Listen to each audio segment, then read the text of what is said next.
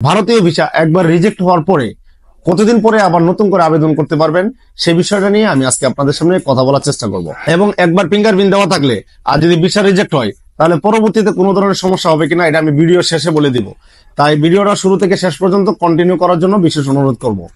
দর্শকবৃন্দ, আপনি যখন ভারতীয় ভিসা অ্যাপ্লিকেশন সেন্টারে যেখান থেকেই হোক আপনি ভিসাটি নেওয়ার জন্য ট্রাই করবেন।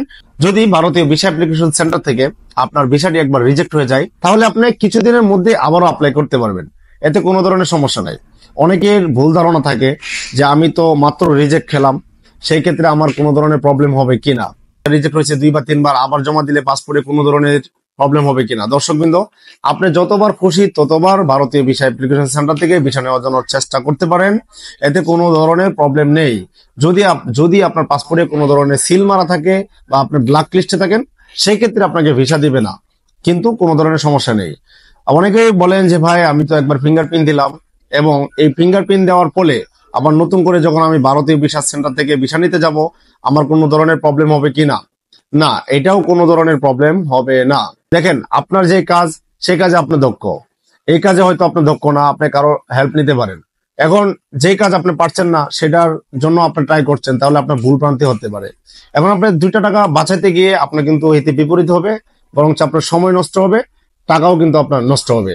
সেই জন্য আপনাদেরকে আমি বলবো, আপনারা যারা এক্সপার্ট রয়েছে, যারা এই সমস্ত বিষয় কাজ করে থাকে, তাদের সহযোগিতা নেওয়াটাই সবচেয়ে উত্তম।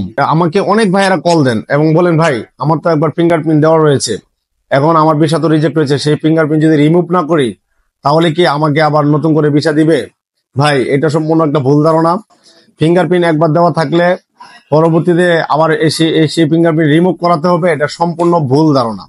এই ধারণা থেকে বেরিয়ে আসেন। এটা অনেক উদাহরণ রয়েছে, দৃষ্টান্ত রয়েছে। একবার ভিসা হয়নি, 2 বার হয়নি, 3 বার হয়নি, 4 বার হয়নি, 5 বারের মাথা হয়েছে। এটা কিন্তু হয়। ভারতীয় ভিসা কি কারণে এক্স্যাক্টলি রিজেক্ট করবে এটা কিন্তু বলাটাও খুবই মুশকিল। যদি আপনার ভিসা একবার রিজেক্ট হয় সেটা চিন্তা করুন, ভাবুন কি কারণে আপনার ভিসাটা রিজেক্ট হয়েছে।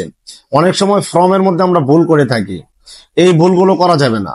হয়তো আমি বুঝতেছি না কি ভুলটা ছিল, কিন্তু একটা ভুল থেকে যায়। যখন আপনি ভিসা অ্যাপ্লিকেশন সেন্টারে ফাইলটি জমা দিবেন তারা কিন্তু আপনার ফাইলটা ভালোভাবে দেখে নেওয়ার সময় পায় না অনেক সময়, বা তারা তো অনেকজনের ফাইল জমা নেয়, তাই না? সো আপনি যখন ফাইলটা জমা দিলেন তারা হয়তো খেয়াল করেনি ভুলটা, সেই ভুলটা যখন অফিসারের কাছে গেল সেই ভুলটা ধরা পড়লো, তখন কিন্তু আপনার ভিসাটা রিজেক্ট হবে। সো এই জিনিসগুলো ভালোভাবে চেক করবেন।